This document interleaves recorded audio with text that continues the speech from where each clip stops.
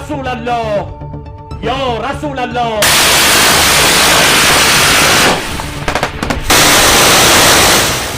মধ্যপ্রাচ্যের আকাশযুদ্ধের সমীকরণে ইরান যেন এক নতুন এবং অজেয় শক্তির নাম হয়ে উঠছে।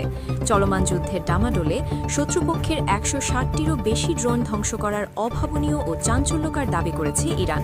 শুধু ড্রোনই নয়, যুদ্ধ শুরু হওয়ার পর থেকে এ পর্যন্ত বেশ কিছু অত্যাধুনিক ক্রুজ ক্ষেপণাস্ত্র এবং যুদ্ধবিমানও সফলভাবে ধ্বংস করেছে বলে তেহরান থেকে জানানো হয়েছে। ইরানের ন্যাশনাল এয়ার ডিফেন্সের জয়েন্ট হেডকোয়ার্টার্স একটি বিশেষ ও আত্মবিশ্বাসী বিবৃতিতে নিশ্চিত করেছে যে তাদের সামরিক বাহিনী এখন যে কোনো উন্নত প্রযুক্তির ড্রোন এবং আমেরিকার F-35 এর মতো পঞ্চম প্রজন্মের স্টেলথ ফাইটার জেট মোকাবিলায় সম্পূর্ণ স্বয়ংসম্পূর্ণ।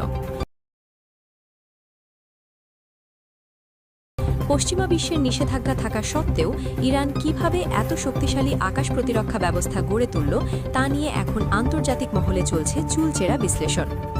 ইরানের এয়ার ডিফেন্স ফোর্সের deputy commander brigadier general Ali Reza Elhami অত্যন্ত কড়া ভাষায় জানিয়েছেন, ইরানি সৈন্যরা এখন সম্পূর্ণ আধুনিক এবং শতভাগ দেশীয় প্রযুক্তিতে তৈরি রাডার ও মিসাইল সিস্টেম ব্যবহার করছে। তারা আকাশপথে শত্রুদের অতর্কিত আক্রমণ ঠেকাতে বা আকাশেই অ্যাম্বুশ বা ফাঁদ পাততে পুরোপুরি প্রস্তুত। তিনি জোর দিয়ে বলেন, তাদের এই নতুন প্রতিরক্ষা ব্যবস্থা এতটাই সংবেদনশীল ও শক্তিশালী যে তার রাডার ফাঁকি দেওয়া পঞ্চম প্রজন্মের যুদ্ধবিমানকেও অনায়াসেই শিকার করতে পারে।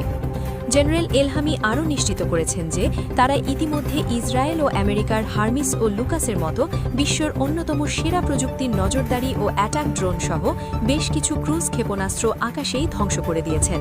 সামরিক বিশ্লেষকরা বলছেন, নিজস্ব প্রযুক্তিতে তৈরি ইরানের এই প্রতিরক্ষা ব্যবস্থার অভিনব উদ্ভাবন এবং নতুন রণকৌশল শত্রুপক্ষকে চরম বিভ্রান্তি ও ভয়ের মধ্যে ফেলে দিয়েছে।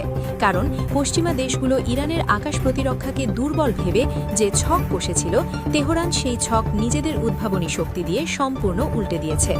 এখন ইরানের আকাশে ঢোকা মানেই সাক্ষাৎ মৃত্যুর মুখে পড়া।